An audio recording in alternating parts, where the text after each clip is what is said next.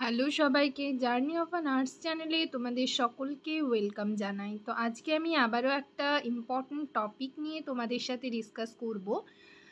তো তার আগে তোমাদেরকে বলে রাখি, যারা আমার চ্যানেলে নতুন এসছো, প্রথমবার আমার ভিডিও দেখছো, তাদের যদি ভিডিওটা ভালো লেগে থাকে এবং হেল্পফুল বলে মনে হয় তাহলে অবশ্যই ভিডিওটাতে লাইক এবং শেয়ার করবে। চ্যানেলটিকে অবশ্যই সাবস্ক্রাইব করে রাখবে নার্সিং রিলেটেড নতুন নতুন আপডেট এবং অথেন্টিক সব ইনফরমেশন পাওয়ার জন্য।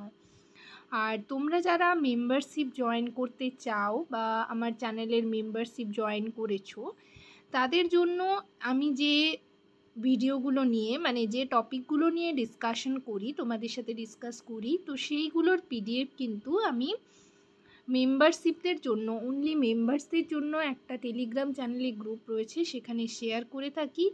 এছাড়াও তোমরা যারা মেম্বারশিপ জয়েন করেছো তাদের কোনো রকম যদি প্রবলেম হয়, কোনো কোয়ারিজ থাকে, তোমরা কিন্তু টেলিগ্রামে আমাকে ইন্ডিভিজুয়ালি মেসেজ করতে পারো, ঠিক আছে? তো যাই হোক, আজকের ভিডিওতে আমি তোমাদের সাথে আই ওয়ার্ড এবং সার্জিক্যাল ওয়ার্ড নিয়ে ডিসকাস করব। তোমরা এই টপিকটা নিয়ে ডিসকাস করার জন্য রিকোয়েস্ট করেছিলে, তো আমি পুরোটাই আজকে তোমাদের সুবিধার্থে বাংলাতে পিডিএফটা তৈরি করেছি এবং তোমরা বাংলা নিজের ভাষায় কীভাবে ইন্টারভিউয়ারের সামনে অ্যান্সার করবে সেগুলো নিয়ে ডিসকাস করব। তবে এখানে বেশি কোয়েশ্চেন আমি আজকের ভিডিওতে ডিসকাস করব না।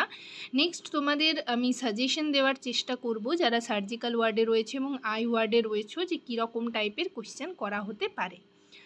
তো চলো দেরি না করে ভিডিওটা শুরু করা যাক। আশা করি ভিডিওটা সকলেই শুরু থেকে শেষ পর্যন্ত দেখবে, কেউ স্কিপ করবে না।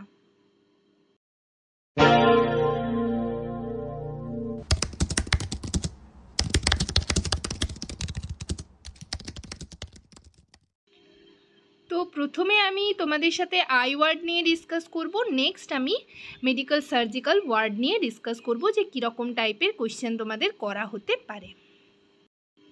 তো আই ওয়ার্ডের দেখো ফার্স্ট কোয়েশ্চেন কি রয়েছে। তোমরা যারা আই ওয়ার্ডে ডিউটি করেছো তাদের আই ওয়ার্ড থেকে কোয়েশ্চেন করা হবে, এবং তোমরা যেই ইনস্টিটিউশন থেকে পাস আউট সেখানে তোমরা ট্রেনিংয়ের টাইমে কোন কোন ওয়ার্ডে ডিউটি করতে এবং সেই ওয়ার্ড রিলেটেড কোয়েশ্চেনও কিন্তু ওনারা করতে পারেন।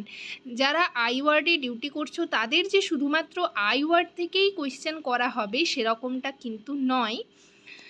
তোমাদের আমি আগেই বলেছি যে থার্ড ইয়ারটা যেহেতু পুরো labour and gynae and obs related, তো তোমাদের কিন্তু লেবার থেকে কোয়েশ্চেন করতে পারেন। এই কোয়েশ্চেনগুলো যেগুলো নিয়ে ডিসকাস করব সেগুলো তোমরা যারা ইএসআইয়ের ইন্টারভিউর জন্য প্রিপারেশন নিচ্ছ তাদের যেরকম কাজে লাগবে, এর সাথে সাথে স্টাফ নার্স গ্রেড 2 এর ইন্টারভিউতেও কিন্তু তোমাদের খুবই হেল্পফুল হবে। তো দেখো আজকের ফার্স্ট কোয়েশ্চেন কি রয়েছে, গ্লুকোমার প্রধান লক্ষণগুলি কি কি? ঠিক আছে, তো গ্লুকোমা হলে আমরা কি কোন কোন সিমটমসগুলো দেখে বুঝবো যে গ্লুকোমা হয়েছে। প্রধান লক্ষণগুলি হচ্ছে, দেখো, দৃষ্টিশক্তির হ্রাস, অর্থাৎ চোখে কম দেখতে পাবে, চোখে চাপ অনুভব, অর্থাৎ চোখের প্রেশার ফিল করবে, ঠিক আছে, এবং দৃষ্টির ক্ষেত্র সংকীর্ণ হওয়া, অর্থাৎ চোখের দৃষ্টি সেটা কিন্তু সংকীর্ণ হবে, ছোট হতে থাকবে এবং চোখটাও কিন্তু এর ফলে ছোট হবে। তো এখানে যেহেতু বাংলাতে আমি তোমাদের সাথে ডিসকাস করছি তাই পুরোটাই বাংলা ভাষায় লেখার চেষ্টা করেছি। তোমরা কিন্তু ইংলিশ বাংলা তোমাদের যেরকম সুবিধা হবে তোমরা মিক্স করে বলতে পারো। তো এই আই ওয়ার্ড থেকে তোমরা গ্লুকোমা, কনজাংটিভাইটিস, ঠিক আছে, রেটিনাল ডিটাচমেন্ট, এইগুলো সম্পর্কে একটু জেনে রাখবে। এগুলো সম্পর্কে কিন্তু কোয়েশ্চেন করা হতে পারে। চোখের নর্মাল প্রেশার কত, এই রকম টাইপের কোয়েশ্চেন কিন্তু ওনারা করবেন।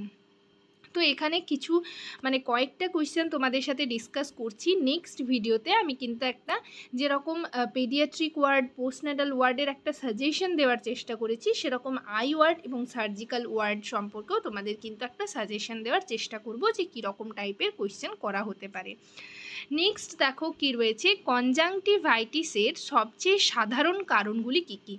কোনো ব্যক্তির যদি, কোনো পার্সনের যদি কনজাংটিভাইটিস হয় তাহলে তার সিমটমসগুলি কি কি যদি তোমাকে কোয়েশ্চেন করা হয়, তখন দেখো অ্যান্সার বলবে যে ভাইরাল সংক্রমণ, ব্যাকটেরিয়াল সংক্রমণ এবং অ্যালার্জি। এটা হচ্ছে মেনলি ভাইরাসের কারণেও হতে পারে, ব্যাকটেরিয়াসের কারণেও হতে পারে, এবং চোখে অ্যালার্জি হলেও কিন্তু কনজাংটিভাইটিস হয়ে থাকে। নেক্সট দেখো কি কোয়েশ্চেন রয়েছে 3 নম্বরে, ছানি অপারেশনের পরে রোগীদের কি কি সতর্কতা অবলম্বন করা উচিত? চোখে জল না দেওয়া, ভারী কিছু না তোলা, এবং ডক্টর মানে যেরকম প্রেসক্রাইব করবে, যেরকম অ্যাজ পার ডক্টরস অ্যাডভাইস যা যা মেডিসিন থাকবে সেই সমস্ত মেডিসিন ঠিক টাইম মতো, চোখের যদি কোনো ড্রপ দেওয়া হয় তাহলে ড্রপ লাগাতে হবে, কোনো অয়েন্টমেন্ট দেওয়া হলে অয়েন্টমেন্ট লাগাতে হবে, এবং কোনো যদি অ্যান্টিবায়োটিক খাওয়ার থাকে, ওরালি কোনো মেডিসিন দেওয়া হয়, তাহলে যেরকম অ্যাডভাইসে থাকবে সেরকম কিন্তু তোমাকে পালন করতে হবে। তো সেইগুলোই কিন্তু বলতে হবে। নেক্সট দেখো রেটিনাল ডিট্যাচমেন্টের লক্ষণগুলি কি কি? রেটিনাল ডিট্যাচমেন্ট তোমাকে জিজ্ঞেস করতে পারেন ওনারা যে রেটিনাল ডিট্যাচমেন্টের কোনো পেশেন্ট দেখেছো কি না। প্রথমেই কিন্তু জিজ্ঞেস করবেন যে আই ওয়ার্ডে কীরকম পেশেন্ট দেখেছো, এইরকম টাইপের কোয়েশ্চেন কিন্তু ওনারা করবেন। রেটিনাল ডিট্যাচমেন্ট হলে দেখো চোখে ঝাপসা দেখা যাবে, ঠিক আছে, চোখের সামনে ফ্ল্যাশ দেখা যাবে, কোনো ফ্ল্যাশ যেরকম হয় কোনো লাইটের মতন সেরকম হচ্ছে দেখতে পাবে যে পার্সনের রেটিনাল ডিট্যাচমেন্ট হবে, এবং দৃষ্টির ক্ষেত্রে কালো ছোপ পড়া, এবং মানে চোখে একটা কালো ছোপ পড়বে এবং দেখতেও একটা ফ্ল্যাশ লাইটের মতন দেখতে পাবে, তারপর হচ্ছে ঝাপসা দেখবে, ঠিক আছে, সেটাই হচ্ছে রেটিনাল ডিট্যাচমেন্ট। তারপর দেখো ডায়াবেটিক রেটিনোপ্যাথির প্রাথমিক চিকিৎসা কী? কোনো পার্সনের যদি ডায়াবেটিক রেটিনোপ্যাথি হয়ে থাকে তাহলে তার চিকিৎসা কী? নিয়মিত আই টেস্ট, এখানে লেখা রয়েছে নিয়মিত চোখ পরীক্ষা, তাহলে নিয়মিত তাকে আই টেস্ট করাতে হবে, এবং প্রয়োজন হলে লেজার থেরাপি রয়েছে, সেই লেজার থেরাপি কিন্তু করাতে হতে পারে। তো এই যখন তুমি অ্যান্সারে বলবে যে লেজার থেরাপি করা হতে পারে, তখন কিন্তু ইন্টারভিউয়াররা কোয়েশ্চেন করবেন যে লেজার থেরাপি কী। সো তোমাদের কিন্তু লেজার থেরাপিটা একটু হলেও মানে যেমন আইডিয়া থাকে, যাতে কোনো কোয়েশ্চেন করলে তোমরা বলতে পারো, সেরকমভাবে কিন্তু দেখে যাবে। নেক্সট দেখো চোখের ভিতরের চাপ মাপার জন্য কোন যন্ত্র ব্যবহার করা হয়? অ্যান্সার হবে টনোমিটার। নেক্সট দেখো ফ্লুরেসিন স্টেইন টেস্ট কেন করা হয়? অ্যান্সার হবে চোখের কর্নিয়ার ক্ষতি বা ইনফেকশন নির্ধারণ করার জন্য।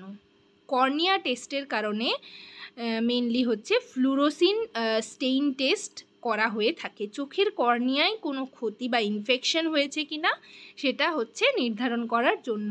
নেক্সট দেখো কি রয়েছে, চোখের অপারেশনের আগে কি কি প্রস্তুতি নেওয়া প্রয়োজন?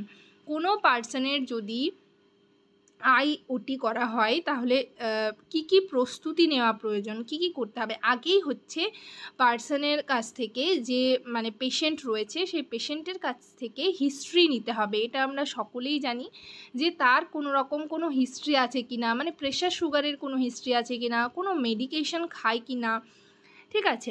তারপর হচ্ছে আই টেস্ট করা হবে, এবং আই টেস্টের সাথে যা যা প্রয়োজনীয় পরীক্ষা, এবং তাছাড়াও হচ্ছে ব্লাড টেস্ট যেগুলো প্রয়োজন সেগুলো কিন্তু করতে হবে।